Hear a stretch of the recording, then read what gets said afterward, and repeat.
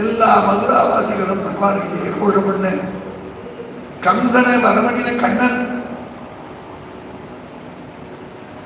நந்தபாபாவை ஊருக்கு போகணும்னு அனுப்பிச்சுட்டான்.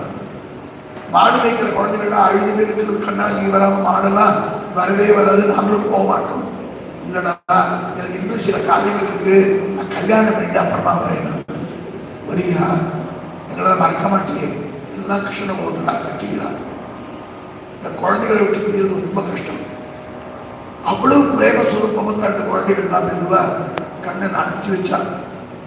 அதுக்குள்ள அப்பா டே கிருஷ்ணா உனக்கு எடுத்து ஏழு அப்படின்னு என்ன பண்ணணும், மூணல் கொடுக்க வேண்டாமா?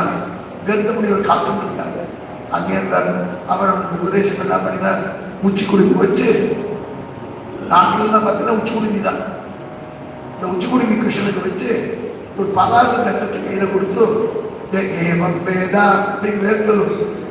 சரிப்பா பாடசாலைக்கு எடுத்து போனோம், சாந்திகிரி குருகுலுக்கு போ அப்படின்னு அனுப்பிச்சுட்டாங்க.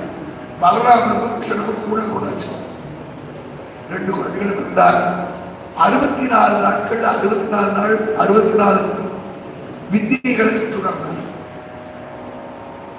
14 நாள்ல 14 சாஸ்திரங்களை கற்றுணர்ந்தார். இதுல ஒரு நாளைக்கு ஒரு சப்ஜெக்ட் தான். அதே ஒரு சப்ஜெக்ட் கூட இல்லடா, அவன் எல்லாம் அறிந்தவன், சர்வஜன்.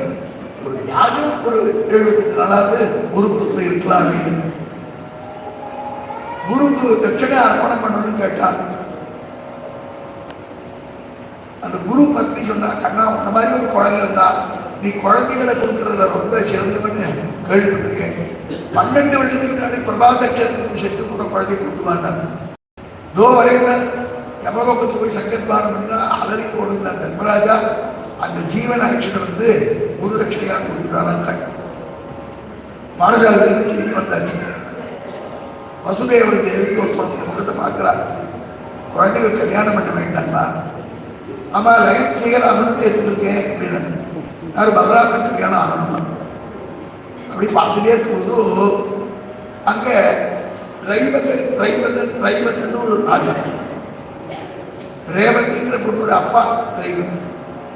அவர் என்ன பண்ணார், குழந்தை பிறந்த உடனே பெண் குழந்தை ஆக்சுவலி நேர சத்தியலோகத்துக்கே போனார். பிரம்மதேவன் நிறைய சேர் உட்கார் ஒரு டான்ஸ் ஆட்டம்லாம் ஆகின்றது. அது முடிஞ்ச உடனே என்ன கேட்டு தெரிவார், இந்த குழந்தைக்கு யாரை பிடிச்சி போட்டு கேட்டு தெரியலையே, உங்கள்கிட்ட ஜாதகத்தை வாங்கி போயிடலாமேன்னு வந்தேன். பூமியில இப்படி கண்ணத்திலிருந்து பாருங்க, சத்தியலோகத்திலிருந்து அவர் பார்க்கிறார். அவன் ஊரே இல்லை. இப்ப நான் என்ன பண்றதுன்னு, இங்க இருந்த இடத்துல மறுபடியும் ஒரு ஊர் வரப்போறது, துவாரகை இருக்கு.